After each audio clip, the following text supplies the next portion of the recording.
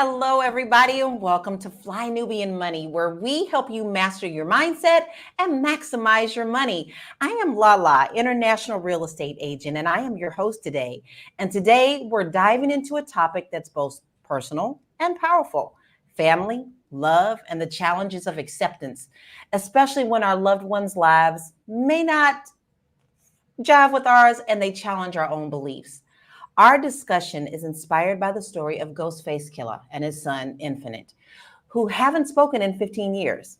Infinite is openly gay, and while he's embraced his identity and even creates music for pride, Ghostface reportedly feels embarrassed and has distanced himself. This situation hits close to home for many of us, as some of our own queens have gay sons or family members.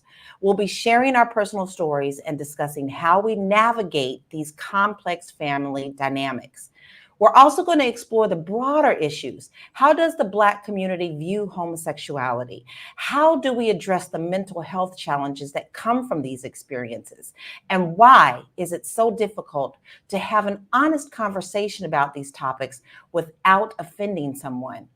Before I move on, though, I want you to understand this. I want to be clear that hate speech has no place in this conversation. We're here to engage in a respectful and a mature dialogue, focusing on understanding and connection. Let's keep our discussion free of any form of hate and instead work toward a meaningful exchange. Today, I have my beautiful queens, Constance Carter, wealth activist, Dr. Alicia Watkins, our resident therapist, Tiara Williams, our producer and actress, Moyer, our tax professional. So as you can see, we have a lot of people on the panel, and we all have different experiences. But before we move on, let's look at the video that is the reason we're going to bring this topic to you today. Ghostface Killer recently did an interview with Torre when he was asked about his gay son Infinite, who's a music artist. The question caught Ghostface off guard cause he does not have a relationship with Infinite, nor does he like talking about it. Infinite came across the interview and posted it on his Instagram. In his caption, Infinite called out Torre for being messy and asking the question, but then turned his attention to his father Ghostface Killer, who he accuses of being embarrassed of him. Infinite blasted Ghostface for referring to him as a person rather than his son, and told the rapper when he speaks on him in that tone he allows his fans to follow his lead and harass him online. Although Infinite doesn't want nothing more than a relationship with his father, the singer says he will continue to speak up for himself anytime he feels his voice needs to be heard. And that's what's going to kick off our conversation today. So I want to hear initial thoughts from our ladies about this and how they feel about it. And if you have any experience with this in your family. And also, we also want to hear from you. Remember, we don't just talk at you, we talk with you. And we love to hear what you have to say as well. We'll be monitoring the comments as well. So I'm going to start with you, Constance. What is your initial reaction to this? It's difficult because him being a very masculine Black man rapper, traditional of a certain age, and when he's probably a little bit older than me, but when we came up, that's not something that was normal, nor was it acceptable.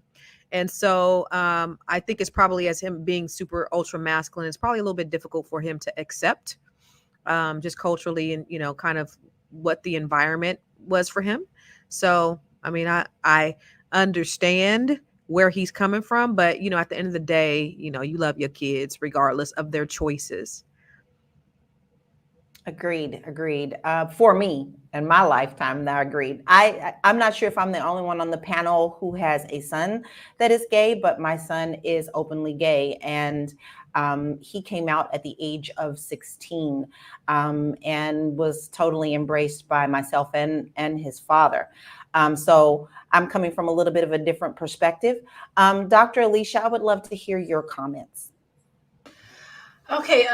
Yeah, I think from the perspective of Ghostface, think about the fact that when you are in this hip hop community and all of these images of manhood being equal to getting women and this masculinity that's infused in hip hop culture, it can be for him like a slap in the face from his perspective. Not that I agree with it, but from his perspective, he could be like, wow, here I am. I'm holding on to this culture of hyper masculinity that's infused in hip hop culture. And then here I have a son, and it always works that way, that sort of works against that. And he is part of this other category. And so for Ghostface, for any parent, there's a sense of grief and loss that's attached to having a child who you assume, because we live in the world of what is so-called normal, and that is hetero sexual norms that's infused in our culture. So from the perspective of a parent, there's this sense of loss. There's like, my child is different. There's something wrong with my child, so there's something wrong with me. You can internalize some of those things. And it's a grieving process because you put your hopes and dreams into your children as an extension of you, and then now you don't have that anymore. You want, in his mind, his son to be a copy of him, and he's now learning that it's not. Okay, so from the perspective of the son, what a terrible, sad experience it is. The coming out process for children is, okay, you have to, there's this self-acceptance, and then you get to the point where you are now disclosing your sexuality now, because heterosexual people don't have to disclose anything, right? Because the norm is heterosexuality. So when you come and you're part of this other group, you have to now disclose it to yourself and accept it. Then you look for acceptance from people who are important to you. And I can't imagine the feelings of betrayal that this son is now having, and anger and all of this, not only to be accepted by society, but you're not even accepted by the people in your whole family. So it is a very complex thing. And I know we'll get into the mental health issues because of that. You also asked us to describe like our family, our personal relationship with the LGBT plus community, right? And so I have a daughter who is a dancer, and she's into the theater. So a lot of her friends are gay. And, you know, as a social worker, I embrace all of that. And that means that she also embraces this too. So, you know, I realize that that's going to be the rest of her life, into the entertainment and the creative space. You're always going to find people of different backgrounds, especially sexuality, to express themselves in this way. So I embrace it. And so it helps my child who's in this, who wants a whole career in this world, to also embrace it. So so a lot of her friends are on different spectrums, and we love it, right? We love it. So so yeah, it is a really complex situation, and it's sad. My initial reaction is sadness. Yes, and one thing you brought up, Dr. Alicia, that I'm so glad that you did, is there is a grieving. I want to say that I did grieve, even though when my son came out, it wasn't anger toward him. It wasn't anything. It was nothing but love. We all had to take a deep breath in and see how we were going to move forward, you know. However, I did grieve as a mom, because I thought, I love my relationship with my mother-in-law. I don't even call her in-law. She's like my mama, right? And I was so looking forward to that. I thought, oh man, now I'm not going to have a daughter-in-law. So that was a part of me grieving, and also saying, I may not have grandchildren. Mm-hmm. So, but look how I put it back on me. But that still was a part of my process of acceptance and moving forward. Moya, I would love to hear your comments. And I'm curious, and maybe you ladies can give me insight. Is there a way, is it like, could it be that he has an issue?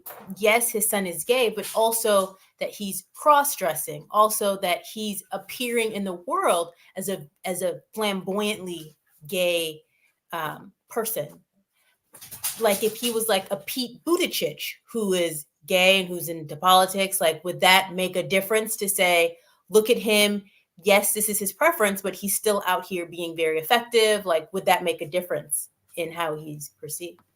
That I do not know. If anyone in the comments, especially, and anyone on the panel knows, Well, please. that was certainly my thought too. Is like it's probably that he's gay, right? That definitely has a factor. But dude is doing a lot. He's doing a lot. But that's You normal. know, he makeup and the dress, and that's a lot. So when you have a hyper masculine man and he's like, super alpha male, like they don't want to see their son no dress, So Yeah. That's hard. That's hard because my son did go through that period, guys. He did. He went through the, how when you're big enough to do something and you're exploring things, he would go clubbing and he would dress in things that was kind of shocking to me, but he was always very mindful of it. He would always say, Mom, you don't need to be on my Facebook right now. And guess what? Mama said, okay, thank you. Because I was still settling in myself. So yes, that could be a huge part of that. But Moya, I want you to finish. You had the question, but I would love to hear your thoughts on this itself, if that makes any difference for what the answer was. Yeah, I mean, I think that there's, as Constance was saying, it could be because he's so hyper masculine, because of the industry that he's in. It's really affecting how he processes his son being gay and homosexual. I believe that if it was more of a straight line and it wasn't the cross-dressing and the makeup, would he be able to internalize it better and therefore have a way better relationship with him and allow him to really come to terms with his son being gay? Yeah, and that can have a lot to do with it too. I mean, it's such a sensitive thing because you have so many different aspects to this whole thing, but we're definitely going to get into those. And our lovely Tiara, I didn't last but not least, we would love to hear your thoughts on this too. Yeah, I love that I've heard all the things that you ladies have had to say because it's a different experience for me personally. It hit home because the last few years we've really struggled with my daughter in public school because of this. Like all of her theater friends, she's also an actress. All of her friends are gay and or bisexual or pansexual, or every day she was coming home with a different question about the community. And the problem for me is that the kids are being socially kind of conditioned. In school, it's really cool to be gay. It's really cool to be in this industry. It's not just like, last year she told me one of her friends was like, girl, I'm gay or I'm bisexual. So you're probably gay too, and these are kids that have not developed telling each other who they are. And so she was coming home, obviously conflicted, like, oh, every week it was something different. And we had to pull her from that environment. And the thing is, the teachers also were sending, her being in theater. It's like, hey, we just want to know, because she was having those struggles. We just want to know if you guys are doing content that has to do. We want to know what's happening with our daughter and what they're doing. So she had auditioned for a play, and we found out mid season, like they had already been having rehearsals, that it dealt with two girls that wanted to go to prom together in the 60s. And we pulled her from that because not because of like because y'all didn't tell us. Like it's not even mandatory that they let us know what they're introducing our kids to. And then I'm gonna shut up. But and then we got an email. Well, like my daughter got an email. Again, it wasn't sent out to us. This was the final straw for me. It wasn't sent out to us, but it was sent to her. They were looking for 11 to 14-year-olds who wanted to express themselves through drag. And so my problem with that is like, please consult. You don't even have to consult the adults in California. You don't have to tell the parents what you're sending to their children, right? So I think there's a social conditioning happening. I don't think all the kids that are running around saying they're gay are gay. I don't believe it. I do believe that there are some that just can't help it. Listen, this is who I am. But I do believe that there are kids that are just being told, and we're seeing visuals. I mean, I know I wrote a script here, and I wrote and sold a script here to Universal. And the first thing the director asked me is, can you make one of the characters gay? And I said, I don't feel comfortable doing that. And so it's a little different for me because I feel like I'm okay with people being gay. I'm cool with it. But when you putting it on us and putting it in our faces in a way that makes everybody or all the children feel gay, I got a problem with that. And that's a wonderful perspective to bring up because there are many and they're still dealing with this in their schools as well. Dr. Alicia, I saw your finger go up. Oh, yeah, I was waiting for you to give me permission. Okay.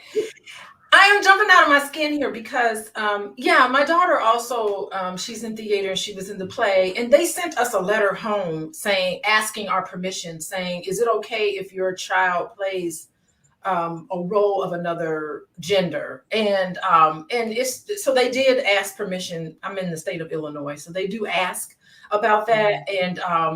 And there were some people in her play that were other, that were LGBT plus groups. Now, I will say it is very normal for children to explore their sexual identity. I mean, not in a way where you're having these experiences, but it is a normal process. And I think we should just, as parents, we should just be knowledgeable that you can't force somebody to be gay when they're not.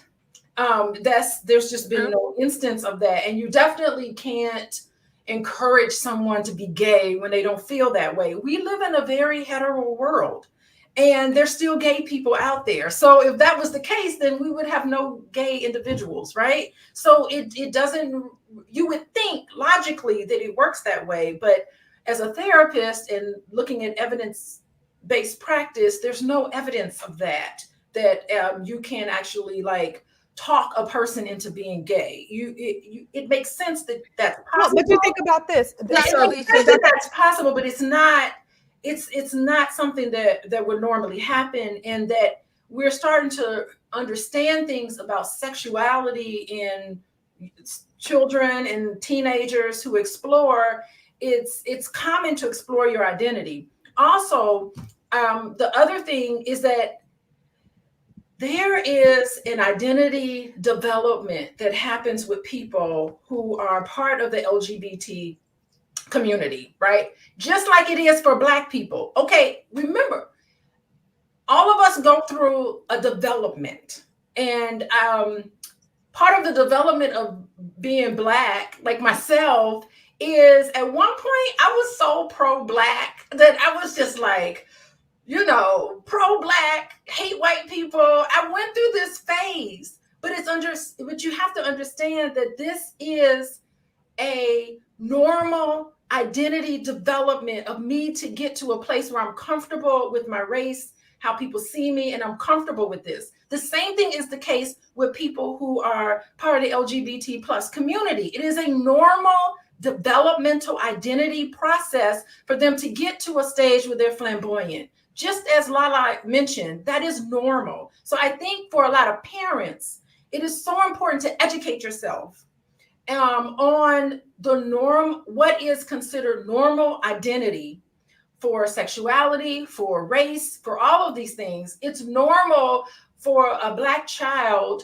to just totally 100% become Afrocentric. That is just a normal part because they're trying to figure out what it means to be Black, what it means to be a female, what it means to be heterosexual or homosexual, whatever you feel like you are. The point of it is to get to a point, and it happens, where you're just comfortable with who and what you are, and you don't care what anybody has to say about it. Dr. Alicia, go ahead. Go ahead. No, you go ahead. No, you go. I was about to say, I think that if somebody interrupts that process, I mean, we hear all the time that if someone is introduced to sex by the same sex too early, they become gay. That's their first experience. They become gay. My daughter is 13 years old, right? She's not developed enough. Now that I've pulled her from that environment, my daughter don't talk nothing about being bisexual, don't talk about none of that, because I just feel like if you're in an environment, and that's natural, if you're in an environment, you're going to become of the environment. especially if you're exposed too early. And I just don't. When I was 13, and this is different. I think that when we were all like 13 and 14, we didn't have to decide so early, what are you going to be? Who are you going to be? What is your identity? Like, identity was not the thing in our minds. Yes, yes, I agree with you. When you're 16, 17, 18, then you start to think about, who am I in this realm? But if I'm 9 years old, 10 years old, thinking about gender reassignment, I know it's from the environment. You cannot I'm tell telling me. you, it's I just not don't believe it. working. It doesn't. I But think we need to so get into myths, because there's some myths about sexuality that's not necessarily sustained, right? And um, she may not. She probably got messages from you that it was not okay, but I'm sure she's having these thoughts. She's just not talking to you about it because she's got messages that maybe it's okay. I don't know, but it is a process that a lot of people, that it's just normal for people to go through, because gender is fluid, sexuality is fluid, and it's just, she may not even be speaking to you about it, because that's what happens when you get these messages, that counter messages that being gay is wrong. Then they're not going to be open to talk to you about what's going on with them, as if, it is a process that people go through. I'm just saying it's a delicate balance, because we got all these myths about sexuality that is not substantiated. Is not substantiated. If you're just now joining us, you are watching Fly Nubian Money. We are here Monday through Friday at 1 p.m. Eastern Standard Time. We discuss very important topics when it comes to our communities, and we'd love for you to also join the conversation. We are monitoring the comments as well, and we'll be bringing some of those up. And if you love our show and you love our content, I urge you to just pick up your little assistant right here, little Miss Siri, and text Queens, Queens, to 87948. We would love for you to be reminded every day. But if you don't have time to listen, maybe we're live, maybe you have an appointment, maybe you want to go on a jog, well, we can take us with you there too. We're on Spotify. So make sure that you go and download us there, subscribe to us, and please give us a 5-star rating, because that definitely helps other people find us as well. Now, today, we are discussing a very sensitive topic, especially for our community. So before we move on, I also want to be very clear once again that while we're discussing something, we can keep it adult, and we can make sure that we keep hate speech out of this conversation. We're here to engage in a respectful and mature dialogue. So let's continue to go on. I'm loving your comments, Dr. Alicia. I think you have a lot of valid points, but let's also see what some others are saying in the comments as well, because I think we have a few that are very important. Alonzo says his son twisted everything around. Do the research on the story before making a video about it. He's mad because Ghost stopped supporting him once he became grown, and now he's trying to slander his pops. Yes, there is another part to this story, and yes, but you have to also remember the key word was when his son said he just also wants a relationship with his father. So that's the part that we're actually addressing today. But yes, there is another element. Drew P says, is a kid doing things out of rebellion ever considered? It's one thing to be gay, but the theatrics is a bit much. I would love to hear your thoughts on that, Moya, because you did talk about the cross-dressing aspect of it, and I would love to hear what your thoughts are on that comment. Yeah, I feel like that may be part of it. I'm also curious in terms of what Tiara and Dr. Alicia were saying. One of the things, like, for example, with Jason Lee, he wrote in his book that part of, he feels, which he's later went back and said that parts of those comments he may or may not feel, but he feels because he was introduced to sexuality at a young age by another man, that's what started to lead him down a pathway of thoughts to think about him being gay. So I think that there is a point to have in terms of a conversation about how does our environment program us into exploring other areas of our sexuality that we may not have explored if we were not introduced to it. Very interesting. Now, I want to let you ladies know we have a lot of comments, and a lot of them are from men. Some men did come in and didn't even bother to stick around because they were a little offended that we did not have men on the panel. It's not that we're not open to men on the panel. We've actually told you you're more than welcome to come and have a guest spot on our show. So if you are interested in doing that, all you have to do is email us at info@realvirtual.net. Okay, and that's REEL virtual.net. It's scrolling at the bottom of your screen right now. And then we have a couple other gentlemen that's saying, Big Mac, hey, Big Mac, we glad to see you. They aren't even coming from a place of religion, but we glorify being a drug dealer. Like, that's not embarrassing? Good point. There are other things that we can also consider that may be shameful or accepted in our community. And I can't really see the name on this one. Is New York KB, NYK Brim says, what they are concerned about is an underage child being given instructions the parents didn't okay. If your child committed a crime, the parents would be responsible. Therefore, literature and education should be ran by the parents first. Constance, I want to hear from you on that one. Well, I have 4 children. 3 of them are adults now. One is still a minor. But, going back, and I want to make sure that, respectful means I could disagree with the majority, right? It doesn't mean I got to agree with everything that everybody's saying, right? Because I mean, a lot of times when we have these conversations, it's a really tight rope that you got to walk, because you can't offend people because you're not in agreement with them. And I think that's a real problem. I think we need to be open to just having different conversations and different perspectives if you're not in agreement with, that lifestyle or whatever. And I'm not saying that I'm in agreement or in disagreement. I just know for me, like, if going back to what you talked about in terms of like gender and sexuality being fluid, I don't agree with that. And I know, respectfully, you're a therapist and you've done your research, your study, and you are a doctor. But I look at it as one: logical, scientific, spiritual, right? So I think that there's just certain things that are just logically just what it is. And I do believe that when you do introduce sex early on, these kids don't even know, like, they shouldn't even be thinking about sex at this point. I know I hear like people who say they're gay. I knew since I was 4. When I was 4, I wasn't thinking about no boys, or I wasn't thinking about sex. Like, I wasn't thinking about what I was or what I wasn't. Because when it's introduced to you, when it's always being put in the forefront of everybody, absolutely that thought is going to be there. If all you seeing is stuff about, someone's gender, we got to celebrate. Here's the thing: what you do in your bedroom is what you do in your bedroom. It doesn't make who you are. It's who you sleep with. So I think the problem is we made your orientation your life or an identifiable factor, when it's not. Especially for, like, if you don't want to show up as another woman, you don't have to. You can be a white male, walk into an office, nobody knows who you sleeping with. And so the issue that everybody just makes it like a part of their identity, I don't get that part. I really don't, because it's just sex. That's what I believe it is.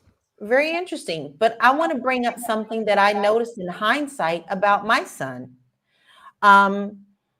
My son, because his father and I are in the arts, was in theater his whole life, from elementary school, from pre-kindergarten to middle school. He was always in the arts. And one thing that I did not see in hindsight is the fact that all of this theater, to me, his actions and his behaviors and his ways at the time seemed to me it was just because he was an artsy kid. But when I look back, I go, oh, yeah, I could actually kind of see where he was going that way. He knew.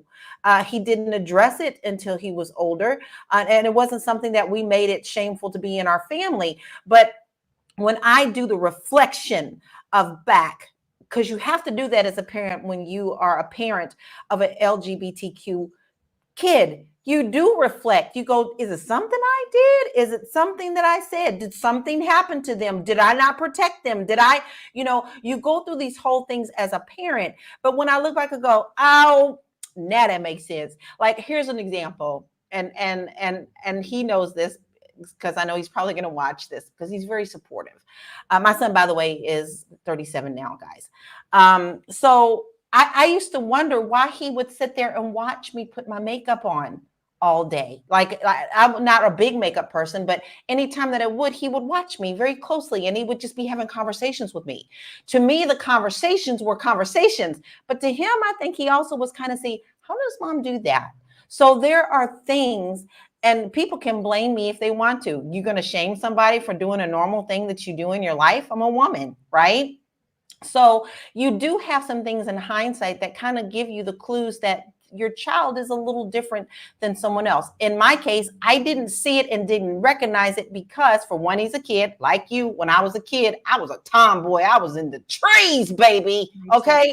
But then I looked back and I see that there were certain things that were different about him. So I'm with Tiara also on the fact that you do have to be careful by not, like, these schools really shouldn't be pushing things without at least discussing things with the parents.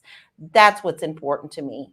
And so I think that is a very important part. I did not want to take over this conversation, didn't mean to, but I did think that was a big part for me. So I'm going to get back to the questions because we have a lot to unpack in a little short time, but it's such an important thing. And by the comments, guys, we are really having a really important conversation here. So do you believe in this case that Ghostface will be able to reconcile with his sons? And what do you think would happen for that healing process to begin? Because we know both of them are in entertainment. They're both rappers. Okay. So and Ghostface actually has two other sons. So we're going to pull up those graphics too so that you can see he also has two other children that are also in the entertainment industry. So to me, it only seems that the division in this is because of his sexuality. So how do you feel about that, Constance? How do I feel about what's the question? Do you think that they'll be able to reconcile this in any kind of way? And then I also want to make sure that I talk to Tiara about this because, Tiara, you're in the entertainment industry. Is it something that you see outside of just your own family network? You know, like you're dealing with the schools. I'll let you go. Go ahead, Constance. No, I'll let you go.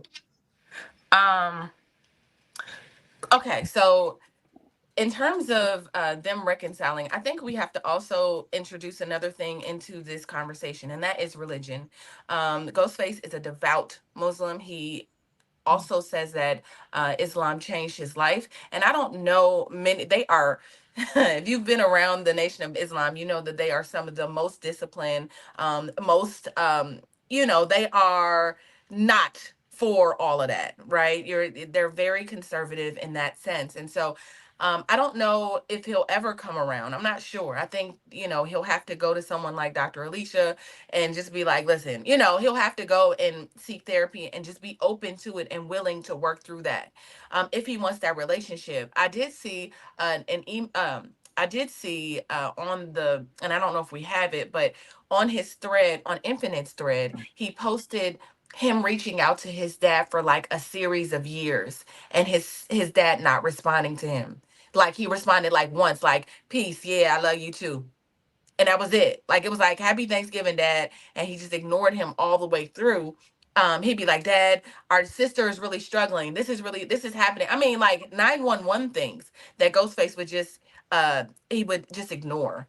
And so I think that there's gonna have to just be something. But I think we should also introduce religion into it and like how Black people you know Christianity is a thing for us. Our religion is a thing. And clearly we know what religion says about the LGBTQ community.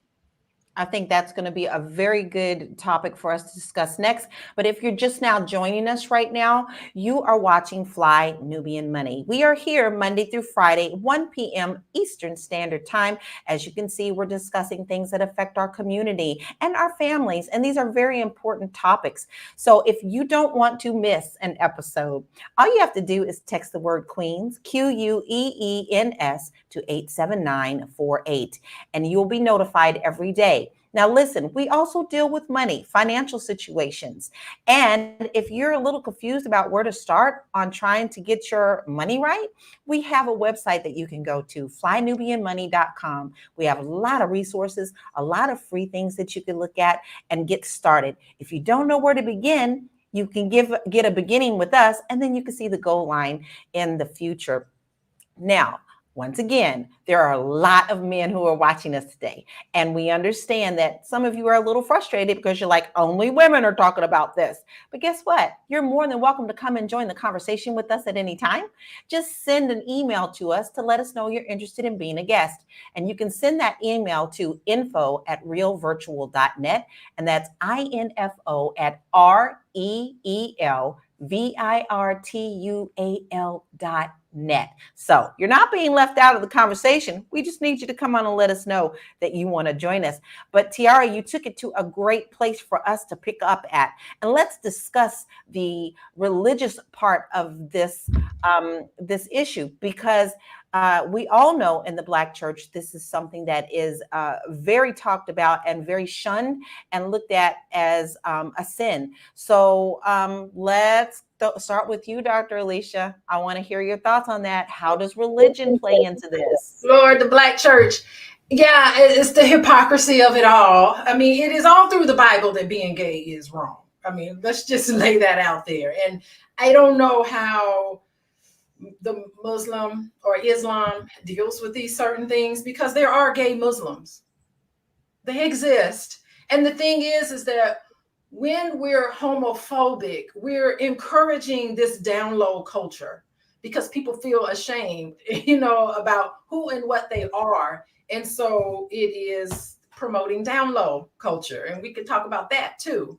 And I think the hypocrisy of it all is that the big elephant in the room on every Sunday is that it is not uncommon for leaders within the Black church to be gay, like the choir directors who often have the role of, how music is so important in congregations. It guides the musical expression. It fosters a sense of community and worship. But who's typically the one person leading the choir, right? So this duality presents really good challenges, because we celebrate people for their authenticity. I think in the Black community, we don't like people who lie to us. We like people who are like, it's a cultural thing, like be who you gonna be. And Black people who are out, who are 100% out, we give them more respect than we do with people who try to hide and be something that they're not. So that's one thing I've noticed. It's like, if you accept yourself, then people will accept you. It's the shadiness that a lot of us don't like, but it is a very complex thing. And our religion's going to be inclusive to all of the different types of identities that is often right there, front and center of the church that's sitting here promoting this, what's called an abomination, but it's happening right there in our churches. And they turn a blind eye to it. I do have a family member who hid his sexuality for years. And even as a child, I kind of knew something was different about him. You see what I'm saying? Like when you're a child, you just like, something was different. Went on to marry, have children and everything, and ended up dying of AIDS. So, and very prominent in the church as well. So it's something that we don't openly say, but accept within the church and not accept at the same time, which brings me to a great point, guys. Listen, we have a clip about Kirk Franklin and his son. And I want to bring this into the conversation right now, because we're going to continue to talk about how acceptance, and especially the Black church, is. Totality. The environment that I was in, right. and I didn't do a good job, because he's still my son. And because he's still my son, the manner in which I talked to him was not the best. And so I own that. And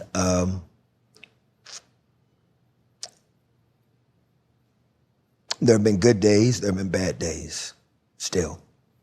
And I am praying that my son will feel and see the support that is there for him to become his best. And the discipline and the work that takes, I know that it can be overwhelming. for him, but I hope that he will see through it that he's worth it.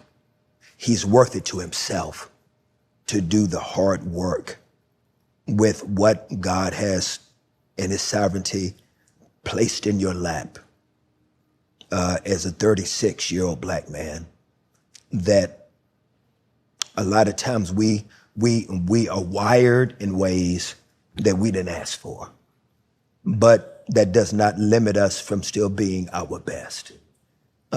My son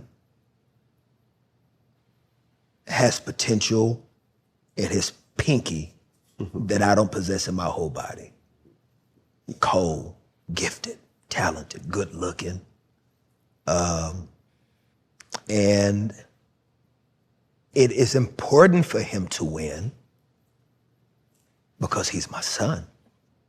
If my son don't win, there's not an accomplishment on this planet that will ever matter.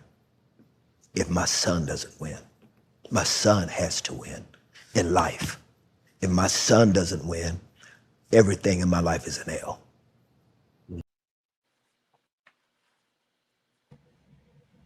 I love that because to me, I'm going to just lay it out there. To me, Christ, I am a Christian. Christ came to give us a blueprint of how to live. And that blueprint is love. Christ spent time with the less desirables.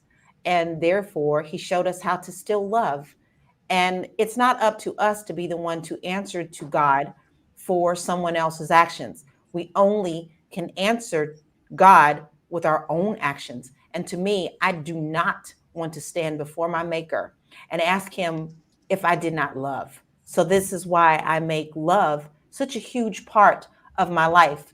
It's not up to me to decide what you do in your bedroom. It's not up to me what you do in your household. Now, if you're harming someone outside of that, then it becomes my business as a humanity person. But how do you reconcile religious beliefs with the need of love and acceptance of all the family members, regardless of their sexual orientation? I'm going to throw that to you, Moya. Well, I think it's exactly what you said, Lala, in terms of always leading with love. When we lead with love, then we have the ability to accept and understand what's going on around us. I think that's really important. And for Kirk Franklin, it seems that his son is bisexual. So that's what he was discussing in the clip, for him to really come to a place of acceptance for that. And I think that in the clip, you can see Kirk Franklin's honesty. You can see that it's a balance, it's a tug of war of how he processes this information. And just like you said, Lala, and just like you also said, Dr. Alicia, there is a period where you have to process it. So I feel like when it comes to loving and accepting each other, to see Kirk Franklin openly do this, I feel like it gives other parents who may be dealing with something similar permission to do it as well. I believe it sets a good example. Go ahead, Tiara. I was just about to say, I wanted to touch on just the whole idea of Christianity and the LGBTQ community and why they may not jive. I think it's like the culture of what LGBTQ represents. And I'm not talking about in the bed because that doesn't matter. I'm talking about the lifestyle associated with it. I'm talking about drinking and partying and drugs and sex and all the things that, you know, when I go to West Hollywood, I see they do their thing. They get it popping in a way that is like not aligned with a Sunday morning, a Sunday morning at church. It's just not the same. So I don't think that it's a hatred. I think that when I think of God, I don't think God is like man. I don't think he thinks like man. I don't think any of that. I think that literally he doesn't make anything that he doesn't love. That's why he made us. Like there's this unconditional love that he has for us that we couldn't even fathom as people, right? So I don't think that it means that he's going to toss people in hell, even though that's what the Bible say. I don't believe all that.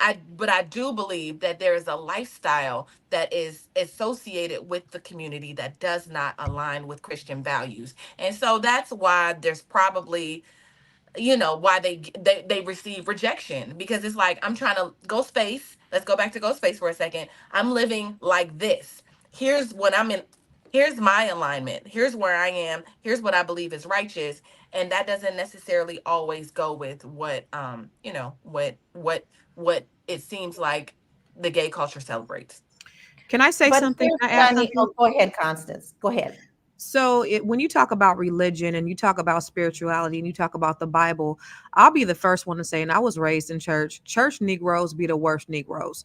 So I Mhm. don't associate church necessarily with Bible. Just because Mhm. church folks do things a certain way, they are fucked up royally. I was Mhm. behind the black curtain. I've been in choirs. I played the bass. So I know what goes on. I know the level of perversion and immorality that goes on in church. It doesn't mean that is what God's word is. And it doesn't mean that's what God's word stands on. So when you say, well, they're hypocrites, and so now I'm not going to believe the Bible because the people in church are hypocrites, I think you can't do that because they don't always align. Now, if we're talking about religion and we're talking about Bible specifically, yeah, the Bible speaks of this. The Bible also speaks of love. So it also talks about it being a perversion. It also talks about turning you over to a reprobated mind when you start to partake into this. And so I believe that if we're talking religion and we're talking Bible, we're talking about the spirituality of it all, of that being a spirit or maybe a spirit of perversion,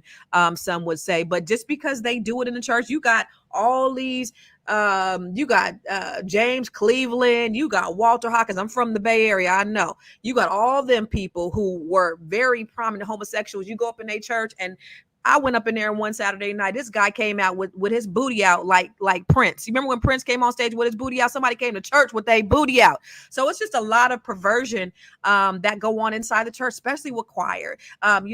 Music is one of the most powerful vibrations there are, frequencies there are. And so why not be in that place where it affects people the most, like we say it in rap music, that it be in the place where, it's most influential. So I do believe that the enemy is definitely high in those areas, but it doesn't mean that the Bible condones it. It just means that the church is fucked up. And I also want to address, and I was going to say, Constance, you already hit what I was going to say. Growing up in the church, most of the time, a lot of the times I saw the same people who was doing the Bible thumping, doing the things that they was thumping against. So, and I mean from the pulpit and the deacon board. So it wasn't just that they were up there, thumping that, they're actually living it as well. But we did have a comment, and I wanted to say that someone did mention that, not everyone is a Christian. We understand that. We're just speaking from our view on what we have witnessed in our life. But yes, there are many, many religions that are against this. And in some countries, you will be killed simply outright for in them assuming, even if you're not, that you are living a gay lifestyle. So we understand that. So it's not just the Christianity relationship that we are talking about today, religion in general across the board. I don't really know very many religions that are not against it. So we are talking from a broad view. I want to address a couple of comments that we have that I feel they're important and very good points as well. The Pika squats, I guess that's how you say that, says no man in household teaching boys how to be men is a big problem. I don't think that that's correct, because my son grew up in a very loving home with a very masculine man. So that is not always the case. It could be in some cases, but I know from my experience, that is not the truth. Let's talk about what McFact says. And we love you, McFact. We know you're always here. We appreciate you. This lifestyle Don't like me. Yeah, I got Because I'm always saying shit and fucked up and shit. I love it. McFact says this lifestyle tears away and destroys the Black nuclear family. Growing up, it was about the Black family. Now, in recent decades, things are going away from the Black nuclear family. I believe a lot of things are going away from family, period. I mean, we talked about how people are not even asking parents at school, like what their children are going to be exposed to. And he also says this is why it's important to have a man and a male child's life. A man teaches the male about going into manhood and loving a woman and ultimately procreation. Once again, I have to disagree with that, but I would love to hear what you think about that, Moya. Do you think a man needs to be present in the home? I want to hear what Dr. Alicia has to say because I see her face. I want to know, like, what do you? I love it, Dr. Alicia. Go, Dr. Alicia.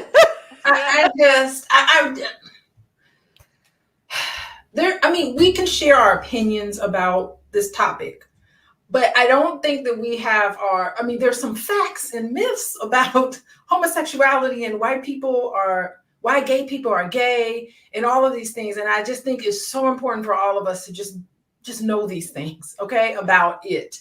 And there's several different interpretations of the Bible. Some people take it literally. Some people take it as just an allegory of the human process in yourself. Some people take it to the stars. I mean, there's several different interpretations of the Bible. Everybody can use whatever their interpretation that they feel like they need to use. I think that I just know a fact that transsexual men are more likely to be on the receiving end of violence and murder, if I could use that word, on YouTube. It's the harassment that they get. It is the feeling and the mental health issues accompanied with that, the depression, the high suicide rate of being pushed out and made to feel there's something wrong with you. Get into some of the theories and the myths about sexuality and how it's developed. I think we have, and as Black people, have a long way to go in terms of understanding the facts about it and our culture around those things. The hypermasculinity, that's nothing but whiteness.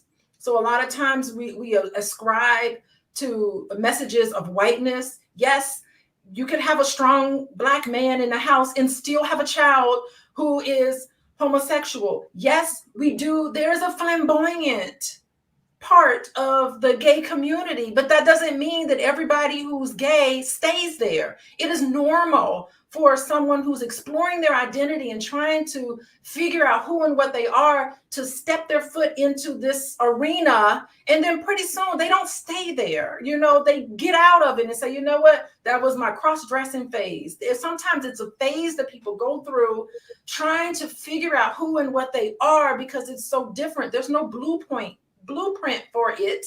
And can you imagine being a Black gay person? You have to figure out who you are in your Blackness and figure out who you are in your sexuality. And it is complicated. And that's why you have so much depression and anxiety and so much mental health issues in this community. Not everybody who's gay was molested as a child. I mean, look at all the theories about why gay people are gay. I mean, you got Chat GPT, you got the window to the world at the tip of your fingertips. I think we all need to be knowledgeable on some of what we now know about this population and not come across as just spewing out hate. Because but if you don't agree, it's hate. If you don't agree, it's not hate. It's just your opinion. So my opinion is based upon my spiritual beliefs. That's not hate. You can't say that I hate anybody that's gay because I don't agree with their lifestyle. I definitely I resent that statement. That's the reason why people are very uncomfortable having these conversations. It's because as soon as you don't believe in the homosexual agenda, now you're hating, now you're homophobic. It's none of that.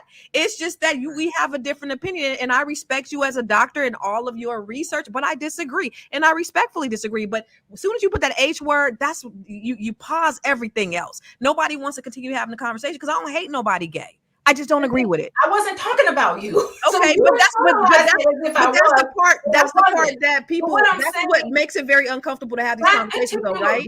That particular group is on the receiving end of hate, not from you, but I'm talking about physical violence. That's a fact.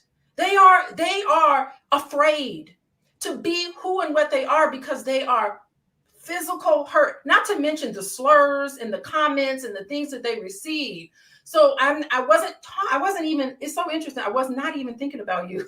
I thought you was like, because that's what happens about you. For years though. But you know, just in all fairness, for years, every time you have these conversations, and when you don't agree with that community, you're homophobic, you hate them, and it's just like, man, I can't even win. I can't say what I want to say. But I But I understand that that's not what no you one's said. So I thinking about apologize. the real lived experiences of people in this community and what they go through. You know, What they it's really so go hard. through in this life, and there's not many places for them to be where they feel accepted. I'm telling you, I've talked to them in my practice. Go ahead, Tiara. I know you have something to say. No, I was just gonna say, I just think that it's so hard to, and not even that, not like I am sensitive to all of that, but I feel like as much as sensitive as we are to the LGBTQ community, as much as they get to like raise their flag and wave it around and say, you got to respect me, you can't say this about me. It's like Black people have endured way worse, and we don't get that same sensitivity. And this is not like, we like, just as a community, I'm thinking about it, like, we just, and this is not in a, I'm just thinking about like the plight of Black people and how it's so crazy how we are so sensitive to the LGBTQ, and they're respected so much, like in this way, and they should be. I'm just saying that Black people don't, as much as we've endured, we don't get that same soft handle. We just, so what? Your ancestors came from slavery. So what? We used to beat you. We used to burn you. We used to throw you in the river to alligators. It doesn't matter. So what? You Because know what we I mean? let Like, I everybody feel like, hijack our plight. That's why we throw everybody up in there. Now everybody has, you know, our civil rights. And so now everything that we've worked so hard for is just watered down now because it's everybody else now. Is white women, is, you know, Hispanics, is Black and brown. Like, yeah, I agree with that. my But I point is, think the Dr. Elise, fact my that point is, I'm just going to say this and now be done.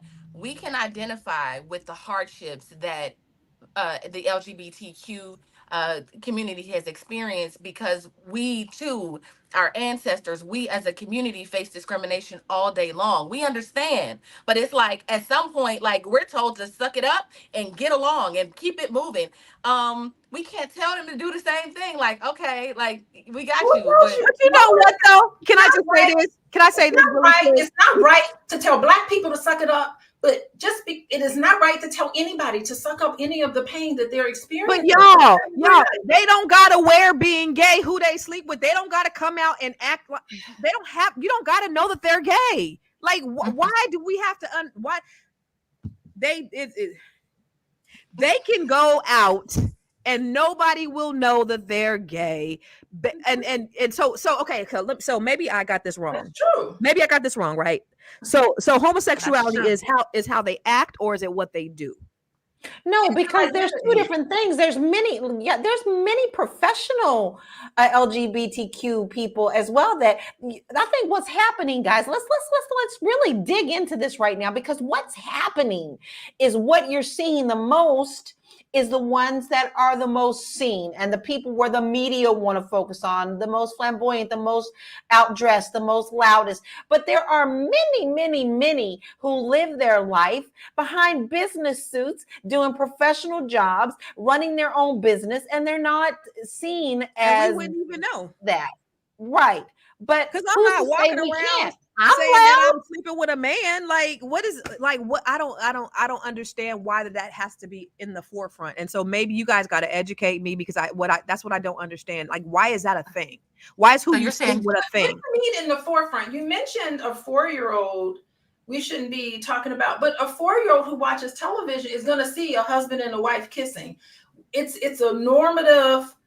That's what they act from. Heterosexuality is normal. A They'll see their 4-year-old. mom and dad kissing if they have a 4-year-old. mom and dad in the home, right? My It's the normal thing. 4-year-old, when they were all 4, they played with dolls. The mommy, the daddy, they were acting out what they saw in their household, because in their household it was a mom and dad. That doesn't mean that they are never going to be gay. I don't know. You know, it just doesn't work that way. It just, people's identity and of who and what they are at various different levels. It's various different theories on why gay people are gay. Some people are born that way. There's been evidence of it in terms of brain scans they have looked at. There's even a gay gene, I think, that some people have identified. So there's many different ways in which people are gay that a lot of people are exploring, right? So the thing is that this heterosexual normative, that's what you see mostly on television. And maybe there's one or two instances of two men together or two women together, but that's not going to create gayness in your household. Whether there's a father there or whether there's not a father there or a mother there, that's not how homosexuality is created in the homes. You can't just pop your child into being one or the other. Your job as a parent is to love your children, who and what how they develop. 100%. 100%. So if any of my kids were homosexual, and it wouldn't be something that I would necessarily like, but I would love them regardless, because I love my children. So I would never disown my kids, but I certainly would not be happy that if they were. But does that make me, from society standpoint, then that would be me being homophobic and a hateful person and all that stuff. And so that's the unfortunate part, is that I could stand on what my principles are and my spiritual beliefs on what I believe to be true. And I'll get crucified for it. And that's the unfortunate part about us being able to speak our truth as just, heterosexual people who have an opinion about what we believe to be true from our spiritual perspective. Don't mean I hate nobody. Like I hate when people say this. I have gay friends, but I really do, but do what they do is in their bedroom is beyond, my judgment. Right. Cause that's what they do. I party with them. They come to my house. We hang out. What happened to Lala? Still just trying to. It's Did her timer go off? I think she's coming back in. Okay. She's coming back, and she just froze for a second. But what's interesting that you said that it never really dawned on me is that, like, you're right. Like, if Constance, if the LGBTQ, if gay people didn't come outside waving their flags saying that I'm gay, they wouldn't necessarily be targeted. But there's like a flamboyant kind of thing that goes along with the lifestyle that kind of makes them that way. And I'm not saying, like, you know what I mean? So Dr. Alicia, can you kind of speak to that? Like, if they didn't come out waving them, do they have to come out and go, I'm gay and gay and gay? Do they have to come out and do that and make themselves targets? Yeah, when you see that, they don't live there. You know what I mean? It's a normal thing for them to go through a phase where they feel like they need to come out and wave their flag. They don't, but they transition through that phase to self-acceptance, where they get to a point, if I have a client who's part of that population and they're struggling with the coming out process, the goal of the therapy is to get to self-acceptance and not give two rat's butts about what everyone else feels. You don't need to, you get to the point where you don't feel the desire to wave your flag. But when you see that, you can see it and understand that that's a necessary process in figuring out who and what they are, so that they get to a point where they just are who they are and they don't feel like they need to wave a flag to justify who and what they are. They just are who they are. But they you know what? Look, external validation. But that's a developmental thing that's normal. But check this out, Dr. Alicia. So I've seen people how they have evolved into their gayhood, I'll say, right? And so they're one day they're totally fine, and not, I won't say totally fine, but they're regular, and then they're just struggling along, and then the next day when they come out, like the next day they come out, now they have this look. It's like it automatically changes overnight, and it's like something turns on the moment that they come out of closet. And it's like, you don't have to, that's a choice, in my opinion, from what I've seen. It's like, first they're just regular. And I'm not saying everybody, right? Because some kids are born very feminine. Some boys are born very feminine. But I'm just saying, like, some people I've seen, they regular boys, and then they come out as gay. Now now they're doing all that extra stuff. It's like, you ain't gotta do that if you don't want nobody to know. But understand how normal that is in trying to figure out who you are. It's so interesting. My children now, when they were younger, they had friends of every race, and now my 17-year-old, all her friends are Black. And I know that is a necessary ethnic development process that my daughter goes through. Eventually, hopefully she'll get to the point where she's just like, you know what? I accept myself in my own blackness. I know what it's like to be a black female, and I can now accept everybody else. But right now, since she's a teenager and that's normal, she hangs out, she sits at the black table at the high school. And it's just a normal process. So we have to look at homosexuality as a complicated development. Think about it this way. Biracial individuals, they have to identify with the fact that part of them is one race and part of them is another. It's an identity process they go through. A lot of interracial individuals will just go to this black side where they want to identify who and what they are within their blackness. And then maybe if they're white, they have to, at one point, they went through a phase where they were trying to figure out who they are as black, as a white person. And then eventually they have to come to a point where they learn to integrate all of the different parts about who they are and be comfortable. So let me ask you this. And that's the goal. Therapy is the goal of not turning somebody into what I consider to be normal. The goal of therapy is loving and accepting who and what you are, trying to figure out who and what that is, and get to a place of self-love. Can I ask you this, Dr. Alicia? For yourself and others. Can I ask you this? So part of the community, the LGBTQ plus, is supposed to be coming down the pipe is the P, right? Pedophilia. So these are men who are attracted to boys, and they're saying that they naturally are attracted to boys. And I'm not saying this is part of being gay. I'm just saying they're saying that they're naturally, and this is supposed to be part of the LGBTQ community. So would you say that these people are born this way and they can't help themselves? Because they're saying, I cannot help myself. So what do you say about those people? Yeah, right now as we speak, pedophilia is not included in that. It is very concerning for all of us in the therapy community, because if pedophilia gets into the DSM, I don't know if y'all know, the Diagnostic Statistical Manual is the manual where they have mental health disorders. And by the way, being gay used to be considered a mental health problem. So there's a lot of beautiful changes even in my field, not to label somebody because of their sexuality as having a mental health problem. So I'm very happy that we've progressed in that way in my community.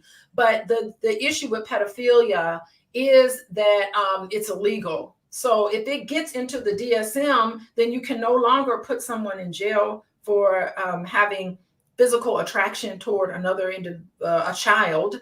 And that would be miserable if that got there, because you're harming somebody. It is very harmful to, pedophilia is a really harmful thing, and it causes a lot of trauma. I mean, we don't even go into what it does to individuals. So I'm very concerned, because that group is meeting now as we speak, meeting with some psychologists and physicians and therapists who are in charge of the DSM, and they're having meetings right now about putting pedophilia in the DSM. Yeah, no. And it is very concerning. I'm with you. Now, I will say one thing.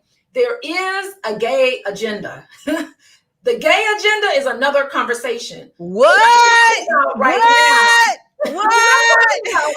What I'm talking about right now,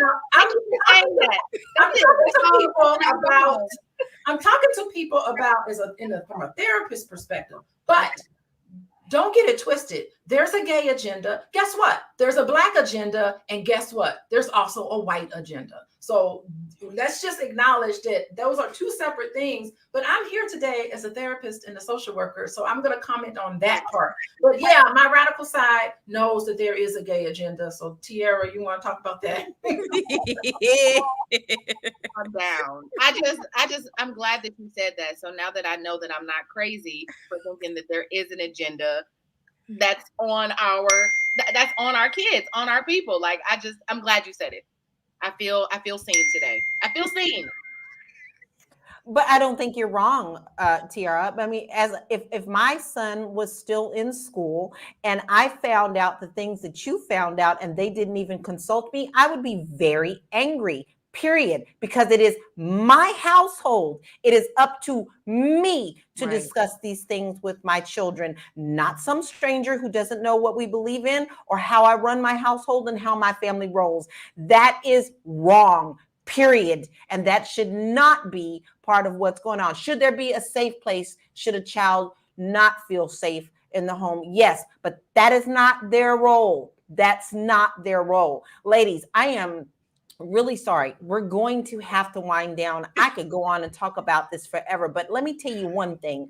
I feel we have started a very smart conversation. It is up to our viewers now. I didn't even get to all of your comments, but we see them. So we want you to make sure that you continue the conversation. We'll come back and talk to you as well on our threads. If you're watching on YouTube, if you're making a comment on Facebook, we'll go back and look at some of those and interject with you there as well. It's just so much on this. And as you can see, it's a hot topic, but it is time for us to wind down, ladies. And I want to start with our final thoughts and where we can find you as well. I'm going to start with you, Moya. I'm sorry we didn't get much from you today, but I would love to hear what your final thoughts are on this. I loved this conversation. I feel like it was something that we needed to have. One of the things that I think is important, that I like what Dr. Alicia said in terms of genes and what's going on in our brains. And one of the things that I looked up is that genes can be turned off and on. And many times we talk about, that's why I'm glad we led and ended with an agenda on our kids, especially when it comes to the types of foods we eat. They say that's a way to turn certain genes on. So I really want us, in my opinion, is to remain vigilant about what's happening to our kids. What are they eating? What are the environments that they're in? So this cannot be triggered in a way that really leads to what I believe will be the dissolution of the strong Black family. Where can we find you, Miss Moya? I'm Moya. You can find me on Instagram at moya.business. Girl, Awesome. you is so smart. And all right. You, cause I smart. I love that. I always say a lot of times. And I'm important. You is important, girl. I actually love your comments, Moya, and I think it is about us, making sure that our kids are okay as well. Constance, I would love to hear your final thoughts as well as where we can find you. Live and let live. I mean, I have no heaven or hell to put anybody in. I just know what I believe. And I think that what I see is I thought after Obama had, ignited homosexuality, that a lot of Black people had changed their perspectives on it. And I see in the comments that, Black people still kind of are, were one of the last frontiers to believe in the whole homosexual agenda. But listen, I don't have a heaven or hell to put anybody in. I just know what I believe, and I know what the things that I'm teaching my children, whatever they decide to do when they become adults, that is what it is. It just, it doesn't prevent me from, pouring in what my beliefs are, but wherever they go, whatever they do, I'm going to love them anyway. Where can you find me? Every place I am Constance Carter. That's where you can find me. And I appreciate the opportunity just to have a conversation and dialogue. And, hopefully I won't get canceled for, having a moral opinion on the subject matter. I love all people, especially Black people. And, we have a bigger agenda as Black people, more so than, the whole homosexual agenda. We Black first. Love that, because that was one of my first worries. I have a son and I have a gay Black son. So that was a concern as a mom. Dr. Alicia, I would love to hear your final thoughts as well as where we can find you. Boy, I've said enough already, but listen, if you're looking for a therapist that is all about love, compassion, acceptance for all individuals, regardless of their sexual orientation, you can find me at coachingwithdralicia.com. And I'm on Instagram at Coaching with Dr. Alicia. Great conversation today. Love it, and loved all of your perspectives, especially coming from the side of the medical field and the mental health area. We really need to hear that. It's a great balance. And finally, but our lovely, lovely producer who does it, Tiara, let's hear your final thoughts as well as where we can find you. Listen, I love all people. Let me just say that. I love all people. I do believe that there is an agenda. And I'm so thankful that Dr. Alicia confirmed that, and it was not living in my head. What I will say is, Black people, if we can mobilize like the LGBTQ community has been able to do, if we can make them, if we can do what they have done, then we will be much further in life. So let's take some cues from them. Let's not hate. Let's take some cues from what they've been able to do in government and getting policies passed and all of the things. Let's do that. My name is Tierra Williams. I'm also known as Miss Black Hollywood. I can be found at Miss Black Hollywood. That's MSBLACK Hollywood across all platforms. I'll see you there. Wonderful. And you got to make sure that you do that. But guys, she's also the lady who's getting the emails. If you want to be a guest on our show, you want to make sure that you email that info@realvirtual.net. And that's info@reelvirtual.net. That's who's getting your emails. So if you want to be a guest, join us. And I am Laura Lala Key. I am an international real estate agent, and I'm also a proud mother of an LGBTQ son. And in my opinion, it all boils down to love. There is no room for hate. It's not up to me to understand what your life journey is because I have my own. And as long as we walk those life journeys with respect and we do no harm to anyone else. Now, when you start harming people, then we're going to have a conversation. But if we're doing the right thing and we're doing it together, your journey is different than mine, so I can't answer for yours. So just live in love. Regardless of what religion you come from, what background you come from, love always wins, period. And you can find me at bit.ly/Laura Key Info. I have a lot of great resources there for you about buying a home, moving abroad, and even some fun stuff like cleaning your house, because maybe you might be a little confused about doing that. Ladies, we had such a wonderful conversation today. I'm very grateful for having this conversation with you. I don't get the opportunity very much to do that with other women. And I feel that it's important for us to discuss this in our community. But I also want to say that I am very appreciative, and I'm sure all the ladies on the panels as well, love that we have people who came to have this conversation with us. You've put your conversation in, you've talked to us, we talk back. And we love the fact that you support us here. So please make sure that you continue to follow us Monday through Friday. You are watching Fly Nubian Money, Monday through Friday, 1 p.m. Eastern Standard Time. Subscribe to us on Spotify. Give us a 5-star rating. And then make sure you go to our website, flynubianmoney.com, where we give you great resources for getting your money right and money tight. Ladies, I hope you have a wonderful day, and we will see you again tomorrow at 1 p.m. Eastern Standard Time. You guys be blessed. Bye.